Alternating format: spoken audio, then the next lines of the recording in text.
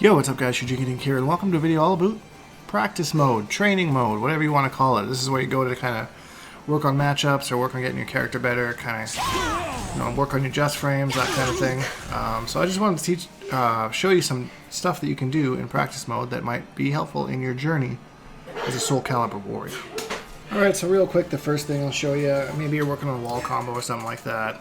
You can just go to position reset settings, wall side, ring side if you're working on ring outs, that kind of thing. You can change what side you're on. Let's go to wall side here. And then when you press R1 and L1, you will, either have your back to the wall. I chose background, so that's going to put my back to the wall. Or if I choose, whoa, I'm freaking out here. Or if I choose foreground, bam, now his back's against the wall. So just in case you don't have to drop a wall combo and then work your way all the way back to the wall, you can reset yourself back. So just little shortcuts like that really save you the time that is necessary to be the best player that you can be. Now let's say you're an online player, you have no plans to do anything offline, no offline tournaments, something like that. You actually can go into system settings and add a frame delay, depending on, say, if you have a pretty decent connection or you only play locally, 5 bars, or if you're on Wi-Fi or stealing McDonald's Wi-Fi, you can go down to 2 bars and it will delay your moves. So you can get just frame even lag. Online warrior right here. But yeah, so you'll see there's a bit of a delay from when you actually press the button to when your character actually does it. So that can be useful, again, if you don't plan on doing offline anything at all. Display settings is exactly what you would think it is. Health gauge display, you can turn off. You can turn off everything if you want and just, go bareback into training mode, This might actually be useful if you're like a YouTuber or something that wants to, film some really cool looking combo videos or something. You get rid of everything on the screen except for what you're dealing with, right?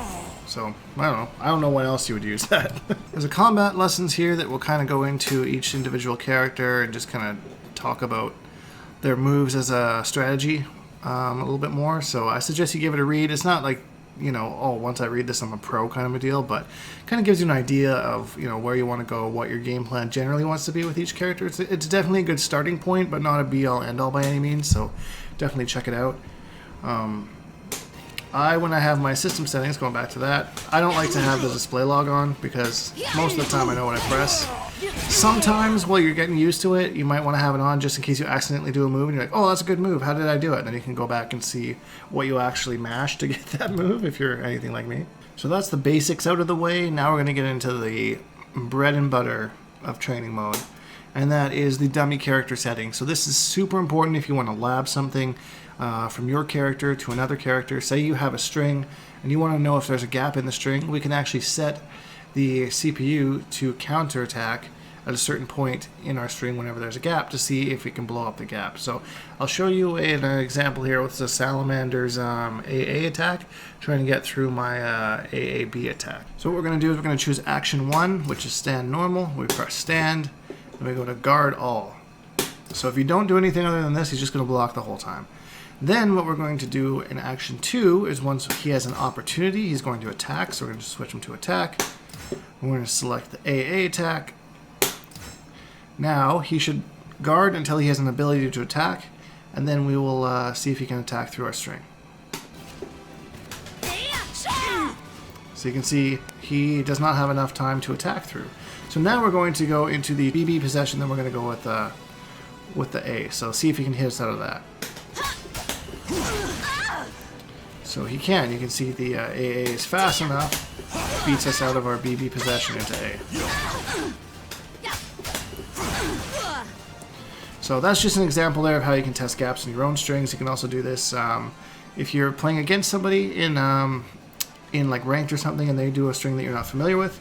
You go into practice mode here, set yourself as the character, do that string, and set your CPU as your character with a certain string or whatever that you're wondering could interrupt, maybe your fastest string, and just test it out and kind of see how it goes. You can do this in a variety of ways. And it's definitely one of the main ways to lab a matchup, especially if you're just by yourself. If you have like a little brother or something, obviously you can just switch to controller or whatever. Which brings me to my next point. You can switch modes, so you have free, CPU, command record, which is really important. It's very similar to what I was doing, except you record the AI do something, and then you can counter it or try to counter it in whichever way you can. And then, of course, you have controller for your little brother who just likes to smash away and maybe help you lab. You know, maybe you're like the Terry brothers, if you guys are familiar with them. Maybe not. I don't know. Not my prerogative. And the last thing that I'm going to touch on here is the reversal edge. So you can actually set your opponent to do a whatever reversal edge attack you want. And this way you can practice your maximum combos off of it, off a reversal edge, because you get that stun kind of a deal. So I have set him to B, knowing that Taki, her K, is one of her best first clash moves, so in the reversal edge. So now if I do the K, he's going to do the B. And I can practice my B&B combo that of course I drop because I'm garbage, and that's also a just frame. Oh, there's my just frame. Into a lethal hit that I was not prepared for. Alternatively, you can also use this to practice the second hit of a reversal edge. So now we both press BB, because I know that. Then I go into a different option and see. So now I know his B beats my A attack on the second clash. So things like that you can experiment with, just to help your game overall. That's what I'm here to help you get better with the little bit of knowledge that I have. If you enjoyed this video, guys, please leave a like, because it really helps me out, and subscribe, because we make new videos every single day. #Bonehawks and all that stuff, and we'll see all you guys in the next video.